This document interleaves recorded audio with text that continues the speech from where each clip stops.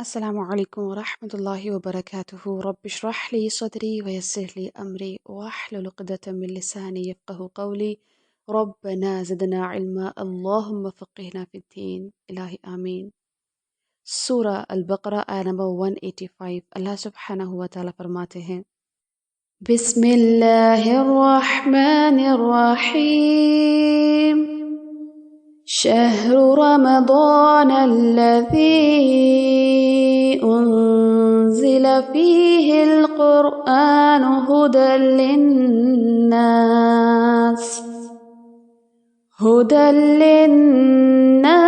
وبينات من الهدى والفرقان. رمضان کا مہینہ ہے جس میں قرآن نازل ہوا، جو لوگوں کا رہنما ہے اور جس میں ہدایت کی کھلی نشانیاں ہیں، اور جو حق اور باطل کو الگ الگ کرنے والا ہے۔ رمضان مہینہ ایک خاص مہینہ ہے۔ کیا وجہ ہے اس کی؟ انزل فیہ القرآن، کیونکہ اس مہینے میں قرآن جیسے نعمت سے ہمیں سرفراز کیا گیا، قرآن جیسی نعمت اتاری گئی، نازل کی گئی۔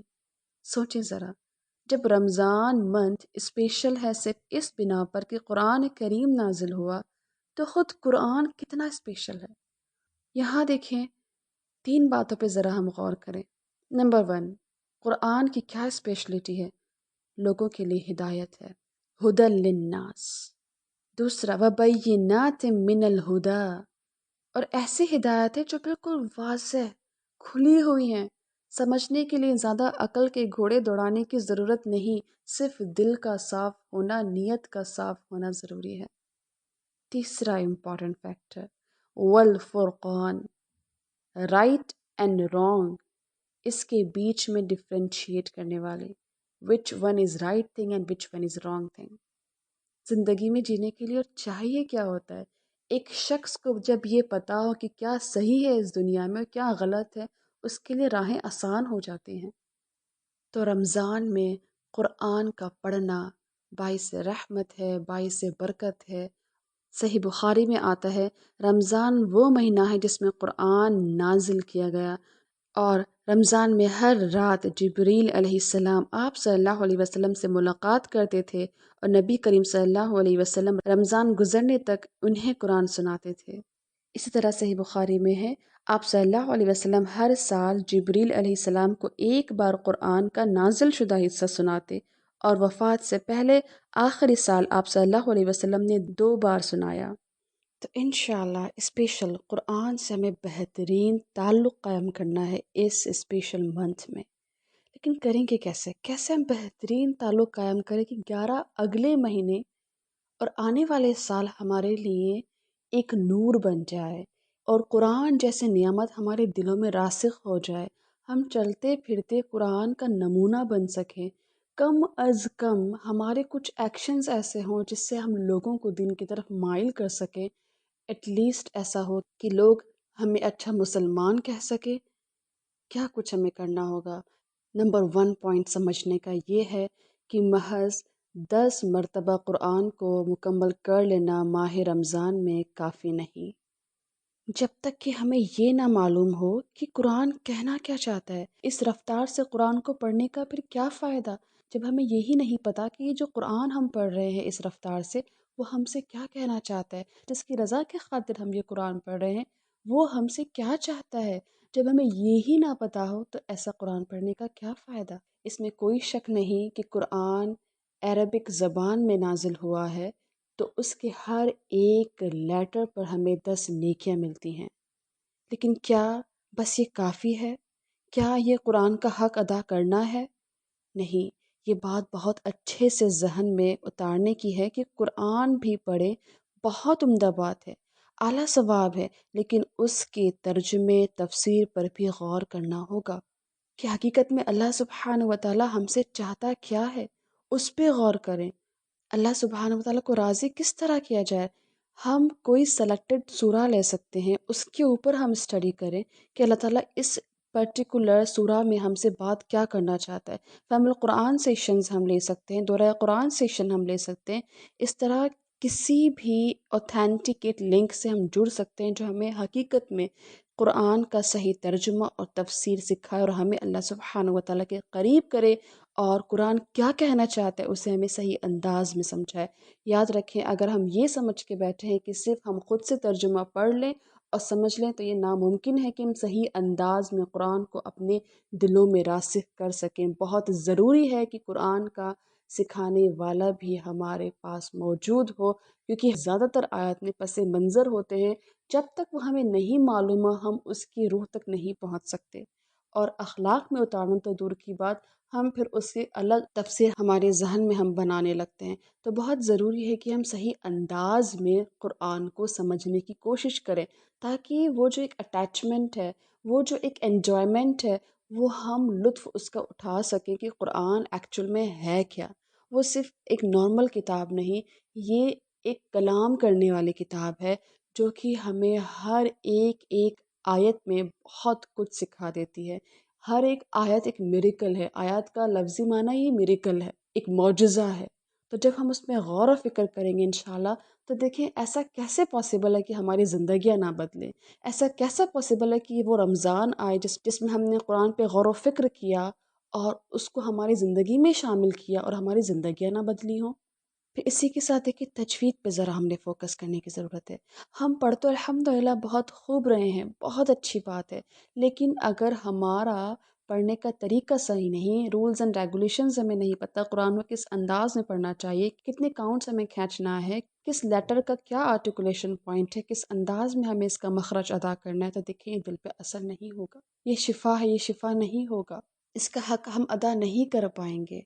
तो कोशिश करें कि तजवीद भी सीखें, और ये अहद करें अगर हमें तजवीद नहीं आती, कुरान सही से पढ़ना नहीं आता, कि इंशाअल्लाह नेक्स्ट ईयर जब रमज़ान का मंथ आएगा तो मैं बहुत अच्छे अंदाज में कुरान पढ़ूँगी। याद रखें, बहुत अच्छे से समझ लें कि सिर्फ तजवीद के खौफ से, कुरान को सही अंदाज में पढ़ने के खौफ से कुरान को पढ़ना ना छोड़ें।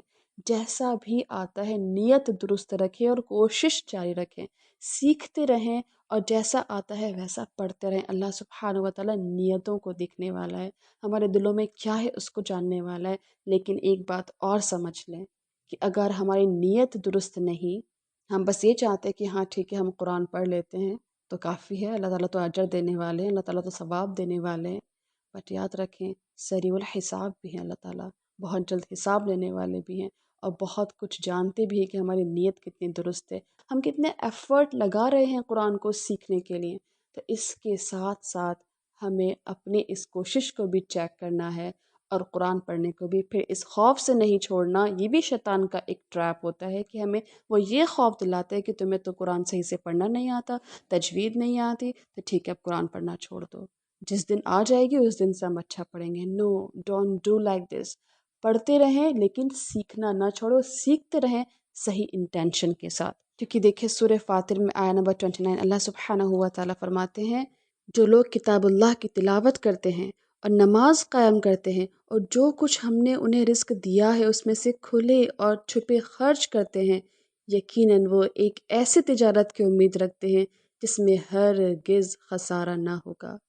लिहाजा इस माह में दूसरे दिनों की निस्बत हमें तिलावत ज़्यादा करनी है। यानी कि कामयाब तिजारत की खुशखबरी किसे दी जा रही है? जो इंसान कुरान पढ़ रहा है। तो ये बहुत बड़ा एक ऑनर है कि हम सही अंदाज में कुरान पढ़ें और उसके खूब दिल लगा के तिलावत करें। फिर देखें, रोज़ा और कुरान क़यामत के दिन बंदे के लिए सिफारिश करेगा। रोज़ा कहेगा, ए मेरे रब, मैंने इस बंदे को खाने पीने और अपनी ख्वाहिश पूरी करने से रोके रखा, लिहाजा इसके बारे में मेरी सिफारिश कबूल फरमा। कुरान कहेगा, ए मेरे रब, मैंने इस बंदे को रात को सोने से रोके रखा क़याम के लिए, लिहाजा इसके बारे में मेरी सिफारिश कबूल फरमा। चुनांचे दोनों की सिफारिश कबूल की जाएगी। इसी तरह देखिए, अब्दुल्ला बिन अब्बास रज़ियल्लाहु तआला अन्हु की हदीस से ये भी पता चलता है कि कुरान मजीद बनिस्बत दिन के रात को पढ़ना ज़्यादा अफजल है, क्योंकि आप सल्लल्लाहु अलैहि वसल्लम हर रात जिब्रील अलैहिस्सलाम को कुरान सुनाते। आप सल्लल्लाहु अलैहि वसल्लम ने रमज़ान के आखिरी अशरे की 3 रातों में तवील क़िरात के साथ तरावी की जमात कराई थी। फिर देखें, इसी के साथ कुरान हिफ्ज़ करना, ये भी हम कुरान के साथ एक बेहतरीन ताल्लुक़ कायम कर सकते हैं। سکتے ہیں۔ صاحب قرآن سے روز قیامت کے دن کہا جائے گا قرآن پڑھتا جا اور چڑھتا جا، اور اسی طرح آہستہ آہستہ تلاوت کر جس طرح تو دنیا میں ترتیل سے پڑھتا تھا۔ بس تیرا مقام وہ ہوگا جہاں تیری آخری آیت کی تلاوت ختم ہوگی۔ ظاہر ہے ایسا وہی شخص کر سکتا ہے جس کے سینے میں قرآن محفوظ ہو، تو کوشش کریں اگر سینے میں قرآن پورا محفوظ نہیں تو کچھ کچھ آیات، چھوٹے چھوٹے ٹکڑے قرآن کی آیات کے وہ محفوظ کریں۔ یہ سنن ابی داؤد کی روایت ہے۔ پھر اسی طرح دیکھیں، قرآن کے ساتھ تدبر کرنا، غور و فکر کرنا بہت اجر کا سبب ہے، بہت اجر کا سبب ہے۔ اسے ہم ایز فور گرانٹیڈ نہ لیں، کیونکہ جب آیات پہ ہم غور و فکر کرنا شروع کرتے ہیں تو ہمارے دل کھلتے ہیں، ہمارے دل کی بصیرت کھلتی ہے اور ہم نیکی کی طرف دوڑتے ہیں۔ اسی لیے قرآن مجید کی آیت پر غور و فکر کیا جائے تاکہ کتاب ہدایت سے ہم عملی رہنمائی لے سکیں، اس کو ہم اپنے ایکشنز میں اتار سکیں۔ سورہ صاد آیت نمبر 29 میں اللہ سبحانہ و تعالیٰ فرماتے ہیں، یہ بابرکت کتاب ہے جسے ہم نے آپ کی طرف نازل کیا تاکہ لوگ اس کی آیات پر غور و فکر کریں اور عقل مند نصیحت حاصل کریں۔ پھر دیکھیں تعلیم القرآن، یعنی کہ قرآن کی تعلیم کو عام کریں۔ اکیلے ہم تلاوت و تدبر کے ساتھ ساتھ سب مل بیٹھ کر کے بھی قرآن کے ساتھ وقت گزاریں۔ جب اکٹھے ہو کر ہم قرآن پڑھتے ہیں، سیکھتے ہیں، سکھاتے ہیں تو اس کا لطف، اس کی برکت اور اس کی رحمت ہی کچھ اور ہوتی ہے۔ صحیح مسلم کی روایت ہے، حضرت ابو ہریرہ رضی اللہ تعالیٰ عنہ کہتے ہیں کہ رسول اللہ صلی اللہ علیہ وسلم نے فرمایا، جو لوگ اللہ کے گھروں میں سے کسی گھر میں اکٹھے ہوں، وہ اللہ کی کتاب پڑھیں اور اس کو پڑھائیں، ان پر اطمینان نازل ہوتا ہے، رحمت انہیں ڈھانپ لیتی ہے، فرشتے ان کے گرد گھیرا ڈال دیتے ہیں، اور اللہ سبحانہ و تعالیٰ ان لوگوں کا ذکر ان فرشتوں کے ساتھ کرتا ہے جو اس کے پاس موجود ہیں۔ اللہ اکبر۔ تو دیکھیں کتنا خوبصورت تعلق ہم قائم کر سکتے ہیں اس ماہ رمضان میں اگر ہم سچ میں چاہیں تو۔ اللہ سبحانہ و تعالیٰ سے دعا کریں کہ اللہ تعالیٰ تو اس رمضان کو میرے لیے ٹرننگ پوائنٹ بنا دے، اس رمضان میں قرآن کو میرے سینے کی بہار بنا دے، میری آنکھوں کا سکون، میرے دل کا سکون، میرے جذبات کا سکون میرے عمل میں تو اسے ڈال دے۔ تو دیکھیں ہمیں پھر ایکشن پوائنٹس کرنے کیا ہیں۔ نمبر 1 پوائنٹ، رمضان میں قرآن کی جتنی تلاوت ہو اتنا خوب کریں، کم از کم اس کو ایک بار مکمل کر لیں۔ پھر دیکھیں قرآن مجید کا کچھ حصہ ضرور یاد کریں، رات کو قرآن پڑھنے کا اہتمام کریں، قرآن مجید کو ترجمے کے ساتھ ضرور سمجھیں۔ یاد رکھیں یہ قرآن بہت بڑی نعمت ہے، بہت بڑی نعمت ہے۔ اللہ سبحانہ و تعالیٰ فرماتے ہیں سورہ یونس آیت نمبر 58، قُلْ بِفَضْلِ اللَّهِ وَبِرَحْمَتِهِ فَبِذَلِكَ فَلْيَفْرَحُوا هُوَ خَيْرٌ مِّمَّا يَجْمَعُونَ۔ کہہ دو کہ یہ کتاب اللہ کے فضل اور اس کی مہربانی سے نازل ہوئی ہے، تو چاہیے کہ لوگ اس سے خوش ہوں، یہ اس سے کہیں زیادہ بہتر ہے جو کچھ وہ جمع کرتے ہیں۔ دنیا میں جتنی بھی چیزیں ہیں، جو لوگ جو کچھ بھی اکٹھا کر رہے ہیں، یاد رکھیں ابھی اگر آپ بیٹھ کر کے یہ سن رہے ہیں تو آپ سب سے بہترین نعمت کے حقدار ہیں۔ پھر اس کے بعد جب آپ سن کے قرآن کی طرف دوڑیں گے، اس کو اپنے دلوں میں اتاریں گے، تو یاد رکھیں وہ سب سے بڑی نعمت ہے جو کچھ لوگ دوسرے جمع کر رہے ہیں۔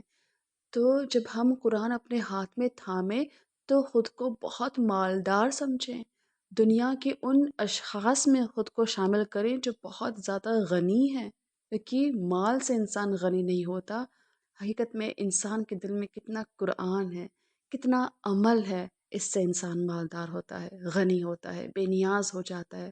اللہ سبحانہ و تعالیٰ سے دعا ہے کہ اللہ تعالیٰ ہمیں انہی لوگوں میں شمار کرے جو حقیقت میں قرآن کی تعلیم کو سیکھنے اور سکھانے میں لگے ہوئے ہیں اور اس کو اپنا بہترین دوست جنہوں نے بنایا ہوا ہے اور جو ان کے دن اور راتوں میں شامل ہے۔ آمین ثم آمین۔ سبحانک اللہم و بحمدک، نشہد ان لا الہ الا انت، نستغفرک و اتوب الیک۔ ربنا تقبل منا، والسلام علیکم ورحمۃ اللہ وبرکاتہ۔